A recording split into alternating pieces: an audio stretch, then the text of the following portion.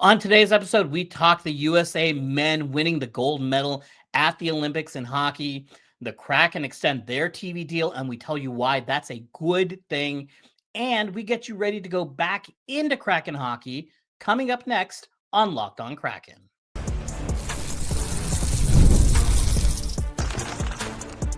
You are Locked On Kraken, your daily podcast on the Seattle Kraken, part of the Locked On Podcast Network, your team every day. Hello, I'm Zane Begg alongside Glenn Dreyfus, and we're with Davy Jones Locker Room, where we cover the Seattle Torrent and Seattle Kraken. And welcome to Locked On Kraken, part of the Locked On Podcast Network, now the #1 sports podcast network. Today's episode is brought to you by FanDuel. Use your profit boost on an NBA future and get entered for your chance to win a trip to the NBA Finals.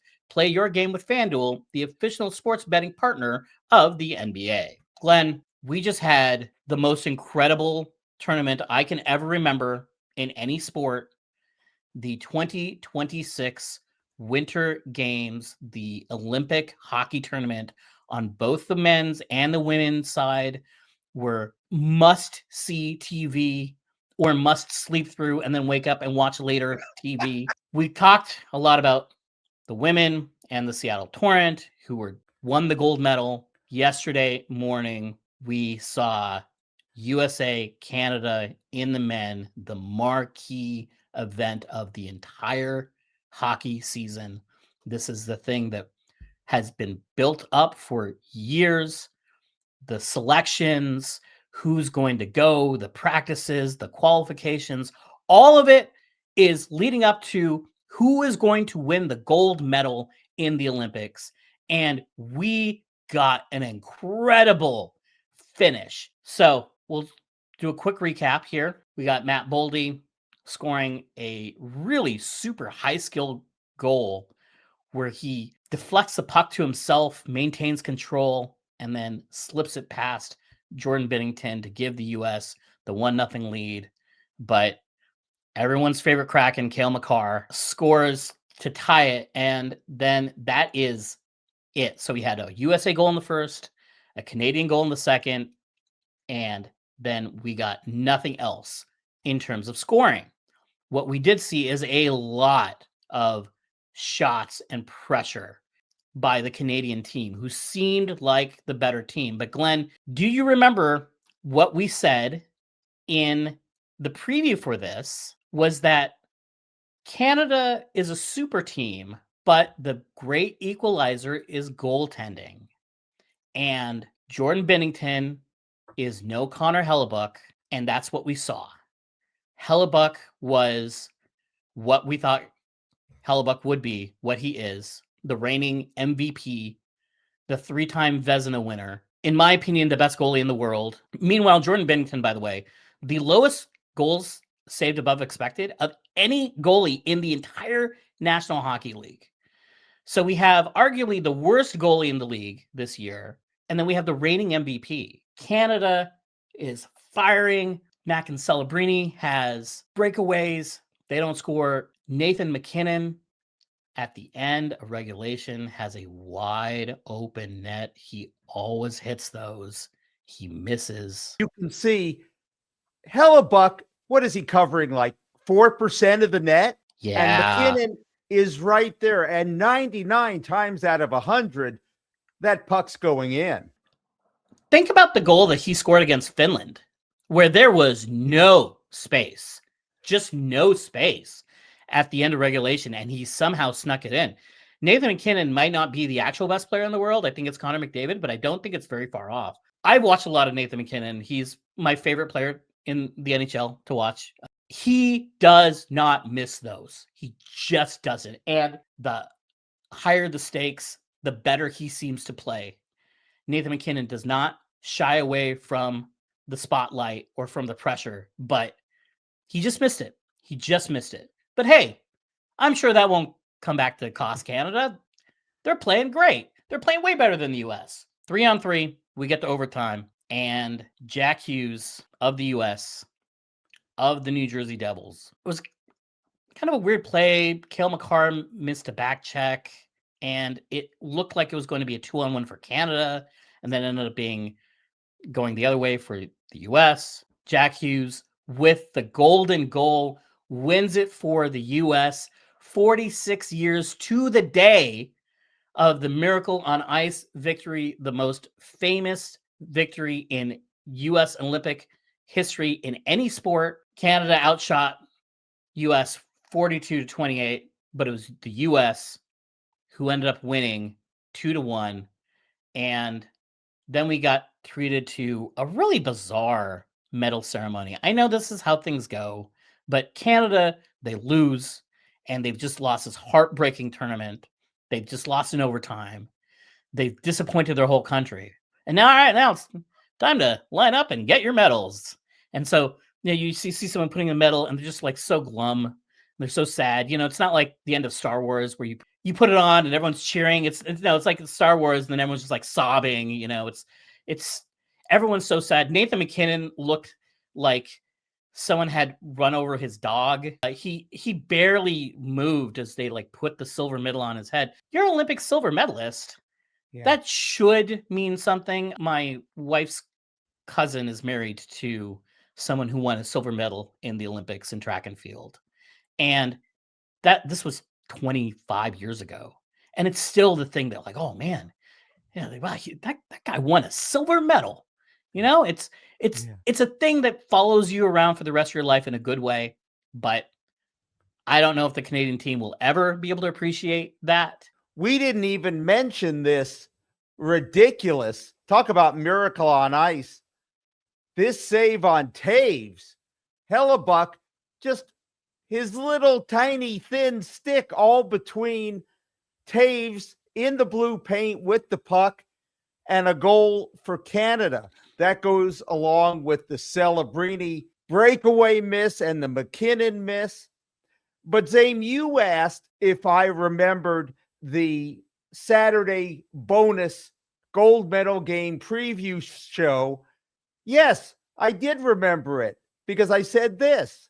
I thought Canada was the super team, but they have needed overtime in their last two games. Meanwhile, the U.S. rolls into the final game. They've played with fire in 2 consecutive games. If the U.S. keeps it close, Canada may not survive without getting burned a third time. Okay, so that's one clip, but there was a second clip that didn't make it into the bonus show. Let's take a listen. Okay, prediction time. This one is going to be low scoring. In fact, I think this one's going to overtime. I'm going to say 1-1. And how about in overtime, Cale Makar is going to pinch and miss. And let's say for the golden goal, I'm going with Jack Hughes early in the overtime. Let's say between 118 and 120 of OT. Let's see how this prediction ages. Sometimes, you just have a premonition. I was off by a few seconds on the goal, but pretty spot on otherwise, don't you think? That's some good editing, though. I like that. I was like, wait, I edited that episode, and I don't remember any of this. And well, the reason it didn't make it in the Saturday bonus show is because I didn't record it till after the game. Yeah. Well, nobody needs to know that. Please ignore everything you've heard, audience. I thought it was going to be close. Yeah. It ended up being close. I do think Canada playing with fire is maybe not the most accurate way to describe what happened in this game, because it's not like Canada played poorly. It's not like how Finland played against Canada in the semifinals game, where you're like, man, why didn't Finland bring it? Why didn't they come harder? Canada was peppering the U.S. They were winning puck battles. They were aggressive on the forecheck, and they were generating high quality shots. It's just sometimes you get goalied. And when you have the best goalie in the world, then the probability of you getting goalied goes up by quite a bit. Connor Hellebuck is the exact kind of person who will steal a game for you. Ask fans of the Winnipeg Jets. So I don't know what Canada could have done different. I don't think they had a poor game plan. I don't think that they were coached poorly. I don't think that they executed poorly. I just think Connor Hellebuck is Connor Hellebuck. And heading into this tournament, when we looked at the rosters, we said Canada has the better skaters, but US has the better goaltending. And that's why this game was a coin flip by the betting odds. It was 50-50 heading into this game, even though one has McDavid and McKinnon and Makar and and the US doesn't have those generational stars, but they do have essentially a generational goalie. Well, the playing with fire was not burying the chances, because on a team with the roster that you just mentioned, if McKinnon isn't putting it in the net, no worries, because you've got McDavid. And if McDavid isn't putting it in the net, no worries, because you've got Celebrini, and on and on and on. And it's mind-blowing to think that all three of those and all the rest of the roster all went cold basically for the entire game. I mean, who would you favor in 3-on-3 besides that Canadian roster? And, it is such a thin margin, Zane, because if Cale Makar succeeds with that poke check, he's in with Connor McDavid basically on a 2-on-0. I don't know that there were any American defenders in a position to do anything about it. I don't think so. I think the margin between the US and Canada winning is so small. I think if Makar's stick is a few inches in a little better place, Canada wins that game 2 seconds later. Instead, the US wins. Yeah. Zach Werenski makes a poor outlet pass. He kind of stubs it, and Hughes reaches it just an eyelash before Makar would have made what would have been hailed throughout Canada as a marvelous play. Instead, Werenski gets credit for the assist. Coming up next, the Seattle Kraken renew their TV deal, and we're going to tell you why that is the best thing for you as a Kraken fan. Ever wanted to experience the NBA Finals live and in person? FanDuel is giving you the chance to turn that dream into reality with their NBA sweepstakes. Here's how it works. Use your profit boost on any NBA future and you'll automatically be entered for a shot to win an NBA Finals trip for two. That's right, flights, tickets, the whole experience. If you're already looking at the board and thinking about which team can make a deep run, this is the perfect time to lock it in. Visit FanDuel.com to get started. Use your profit boost on an NBA future and get entered for your chance to win a trip to the NBA Finals. Play your game with FanDuel, the official sports betting partner of the NBA. You've done rooftops and you've chased every happy hour, but how about one that's literally above it all? After 4 p.m., the Space Needles Pint and a Pie takes happy hour sky high, and just for $35 per person, you get entry, your choice of a sweet or savory tip-top pie, and a pint of beer, wine, or a non-alcoholic drink. Whether you're pre-gaming for the Kraken, warming up for Climate Pledge, or just here for the views, this is your night on another level. Pint and a Pie. Limited time offer, 21 plus only, minimum to purchase. Tickets at spaceneedle.com. Glenn, we got some good news as Kraken fans. It's not new news necessarily, but it's very good for people who enjoy watching the Kraken and who enjoy being able to watch the Kraken in an easily accessible way, which has not always been the case. So one thing before we go into the details, I just want a disclaimer here. We are talking about a TV deal with Tegna. Tegna is also the parent company of the Locked On Podcast Network. And so we wanted to just, for full disclosure, we're talking about our bosses. Which has nothing to do with my opinion that Tegna is the greatest media company in the galaxy. No, let me amend that. Tegna is the greatest company of any kind in the galaxy. A bold stand, but one I'm going to stand by. The number of years of this extension not disclosed. The amount of money that's changing hands for Tegna to have these rights, not disclosed. Just that it's a multi-year deal. What it does mean is that Kraken games are available free over the air on King TV and Kong in the Seattle metro area, as well as Tegna stations. And where there isn't a Tegna station, they've made agreements with other media companies in Alaska, in Idaho, in Oregon, and in Montana. So all throughout the region, fans of the Kraken and prospective new fans of the Kraken will be able to watch the games. And that doesn't include an extension also in streaming with Amazon Prime in the Kraken's territorial area. Which is, I think, the cornerstone of this whole deal, because the reason why this deal was important when it was signed a couple of years ago. Initially, the Kraken were on a regional sports network. It was Root Sports.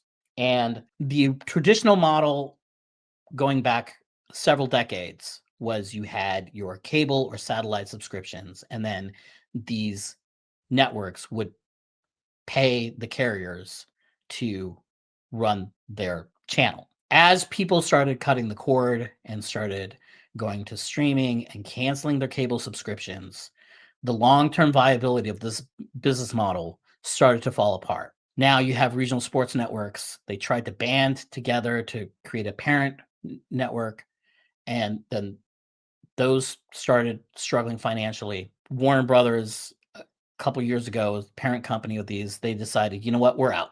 We're out. We don't want to do this anymore. This is not something that we think has any future, because the future is streaming. It's not cable. It's not satellite dish. The way that you catalyze growth in the industry in 2018 is not new subscribers. It's by increasing revenue, by increasing subscription costs, which is not long-term viable. So the Kraken, they got out of their deal with Root Sports, which now, by the way, does not exist anymore. They've shuttered just a couple years later. And they have a deal with Amazon Prime, where now you can stream the games for a much more reasonable price. It was possible to stream games under Root Sports, but you had to have either a physical satellite or cable subscription, and then you could go on the website and you could use your login to stream there. Or you could get Fubo TV, which was around $100 a month. The accessibility of the Kraken was so low in the first 3 years under Root Sports because the barrier to entry was so high.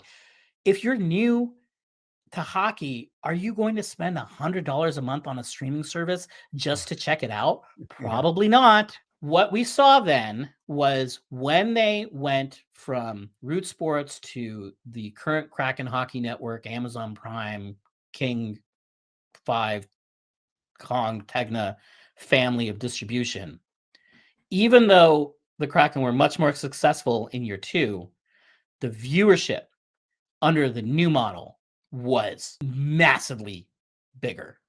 We saw it with not just the reported numbers, but also we have a website, Davy Jones Locker Room, where we cover the Seattle Kraken. And I look at the traffic numbers, and traffic spiked. It just took a huge jump as soon as this TV deal was in place and people were able to actually watch the Kraken cheaply or free. And the team itself was not as good, but the consumption, the audience was a gigantic leap forward.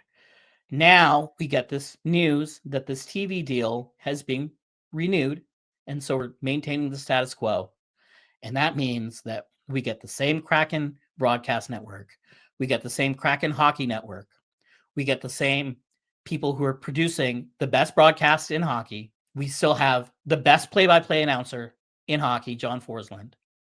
We have the best analyst in hockey, Allison Lucan, which, by the way, if you asked me these things in 2019, like who's the best play-by-play person, I would have said John Forsland, and I did, because I've been a John Forsland fan for 25 years. You're a man of exceptional taste, Zane. So when I was doing radio with the Avalanche in the late 90s, I would sit after the games with play-by-play announcer Mike Haynes, and we would just talk about who are the Sam Rosen, Mike Lang. But he said, there's this guy in Carolina who is really making a strong impression. And I was like, oh, Carolina guy.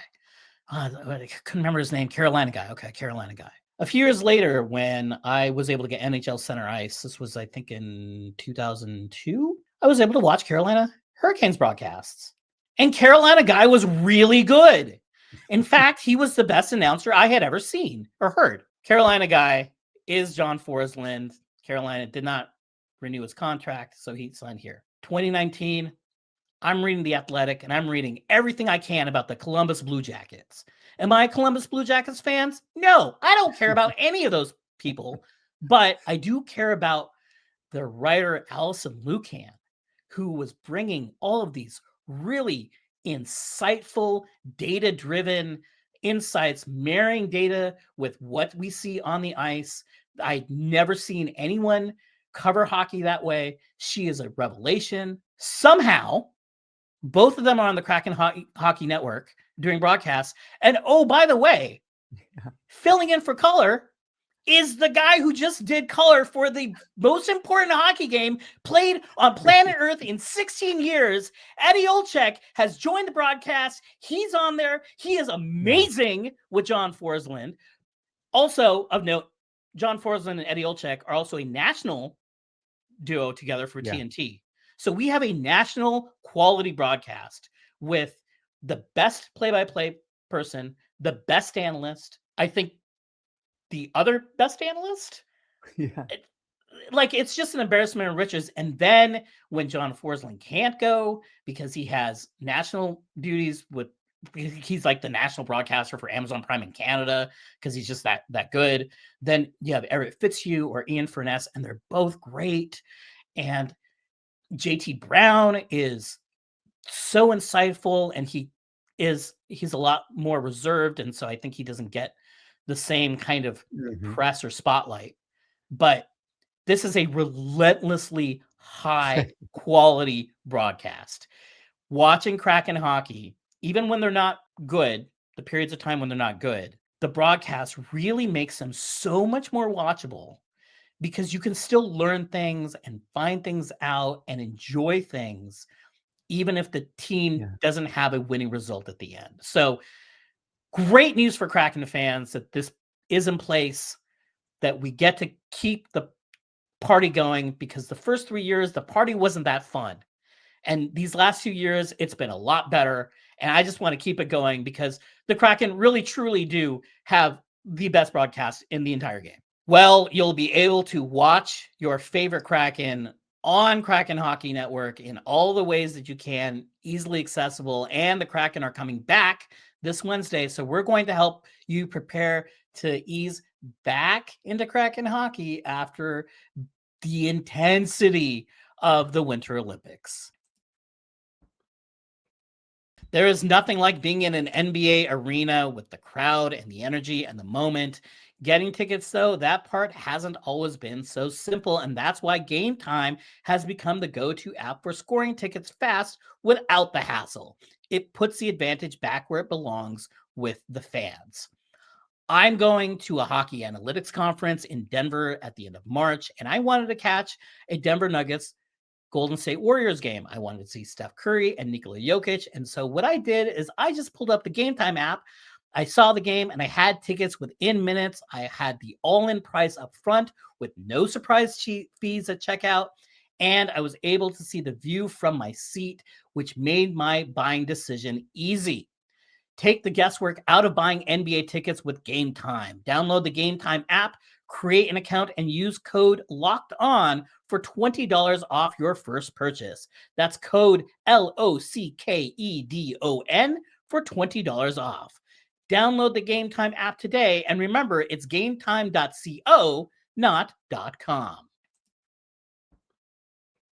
we are going back to Kraken hockey. They resume this Wednesday, playing in Dallas, and I wanted to just take a reset. We've been in Olympic brain for the last 3 weeks. Maybe we forgot. So kind of like at the start of a new TV season, you get the recap of like previously on Kraken hockey. That's what we're doing here. We're just setting the stage so that you remembered which characters died at the end of the last season and which cliffhangers there were, and who the real murderer is. Oh, that's a brilliant analogy, Zane. This season really is like a two-parter. It really, really is. So where do we stand right now heading into this final stretch with the NHL season? Well, again, to pick up another one of the brilliant points you made, we didn't expect, or a lot of people didn't expect, that the Kraken would still be alive for the second half of this two-parter, but they are. So let's take a look at the big board as we resume play and the Kraken get back to play Wednesday night in Dallas against the Stars. They are in a third place tie with the Anaheim Ducks in the Pacific Division with 63 points. But by virtue of the fact that the Kraken have 21 regulation wins versus the Ducks 18, they are the ones who sit in third place, and the Ducks are relegated to right now the second wild card. The Kraken, as you can see, if you're watching on YouTube, have 26 games remaining. So this 82-game schedule has become a 26-game sprint. Their strength of opposition, 562, which is a little bit stronger than any of the other teams directly behind them, or in the case of the Central Division, Utah Mammoth actually 1 point ahead of them, but having one less game remaining. So the Kraken, if they keep doing what they're doing, have a good chance at the postseason. So I'm going to overboil this down, but to distill it to the granular level, the Kraken will make the playoffs if they adhere to the system, if they adhere, cross all the T's, dot all the I's with no deviation. The difficulty is it's hard to be that disciplined for 60 minutes a night for 26 games. But they have shown if they deviate from their defense first, offense from defense philosophy, low event hockey is winning hockey philosophy, they fall apart. So more than any one individual, this is the system they have to adhere to, because to this point, it's worked. I found some interesting stuff while looking at the numbers over the Olympic break. So you looked at Tankathon's remaining strength of schedule, which is something that I use a lot. And the Tankathon strength of schedule remaining is based on the team's records up to that point. So you say, okay, well, these are the easiest teams because they have the worst records, or they're the hardest teams because they have the best records. In hockey in particular, a team's record can deviate a lot from how well they're actually playing. And so I looked at opposing expected goal differential, which is, I think, more predictive. Tankathon's method, I think, is descriptive, but if you're trying to project forward, expected goal differential is much more adept at telling you what is likely to happen in the future. And because I'm not going to get into the weeds about this, but some teams, they've been unlucky or whatever the situation is. But in terms of expected goal differential, the Kraken actually have the 6th hardest schedule. I just looked at a few different models at projecting the Kraken playoffs, and my model, the Davy Jones locker room model, has them at under 50%. Money Puck, which has always historically been really high with its predictions. I remember last year, like midpoint last year, they had the Kraken as the Stanley Cup favorites. So Money Puck tends to be a little more optimistic. Hockey Viz, Micah Blake McCurdy's site, and then our sponsor FanDuel, they have an implied odds of 43. So even though the Kraken are in a decent spot, the aggregate, the wisdom of the crowds, or the wisdom of several models, suggests it's going to be a struggle. It's going to be a struggle to get into the playoffs. It's going to be a coin flip. It'll go either way. And the reason for that is I think the underlying numbers are not great. And most of the success of the Kraken, the vast majority, is coming off of stellar goaltending, which really concerns me because goaltending is inherently very unstable. Just look at how good Philip Grubauer has been this year. And then remember how you felt about Philip Grubauer the previous 4 years. I don't think he just completely relearned how to play hockey from scratch, and now this is his brand new evolution at his age. Yes, he's benefiting from the defensive system in front of him. Yes, I think that Lane Lambert has made things easier for his goaltender, and so there is some signal there. But at the same time, you're not seeing a lot of the weird puck deflections where a goal goes off of a player's skate or it goes off a stick and they're like, oh, Grubauer couldn't have done anything there. We're just not seeing as many of those goals, and that's just luck. That is just sheer, in the maelstrom of chaos that is hockey, these pucks aren't bouncing off skates and they're not going off of sticks and they're not taking weird, crazy bounces nearly at the same rate that we normally see them. And I am concerned that as that regresses, we're going to start seeing some pretty ugly losses because the Kraken don't generate offense, and it is the goaltending is really the only thing that is keeping them from losing all of these games. I guess I'll take heart from the fact that if you told me at the beginning of the season that the Kraken would have about a 50-50 chance of making the playoffs, your aggregate is north of 48%. If you told me they got just about a 50-50 shot, man, I would have taken that every day of the week and twice on Sunday. So I hear what you're saying, that it's still going to be an uphill climb, but at least they're in the conversation. And by this point, most of the experts thought they'd be so far behind.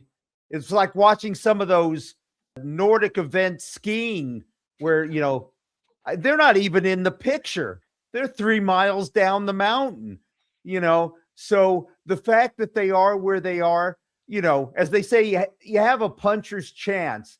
So it's in their destiny, and it makes the home stretch at least a lot more interesting than we expected it to be. Just expect some struggles. And if they don't happen, great. But I think that there are some rough waters ahead, and maybe they'll navigate them and get out of it.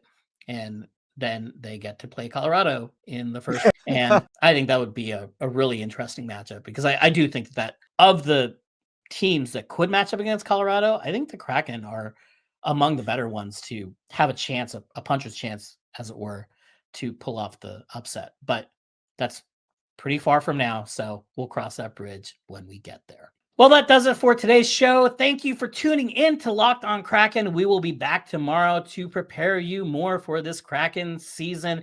Make sure you subscribe and follow Locked on Kraken so you get all the latest episodes. You can find us on all social media platforms at Davy Jones LR or at DavyJonesLockerRoom.com, where we do print coverage of the Seattle Torrent and the Seattle Kraken. If you never miss an episode, the Everydayer Club is built for you. Get Locked on Kraken ad-free, plus members-only Discord access and more. For those of you on video, we send you to the first ever 24/7 national Locked On Podcast Network YouTube channel. On audio, make sure this is one of your 2 daily listens. For Davy Jones Locker Room, I'm Zane Begg. And I'm Glenn Dreyfus. And we'll see you tomorrow.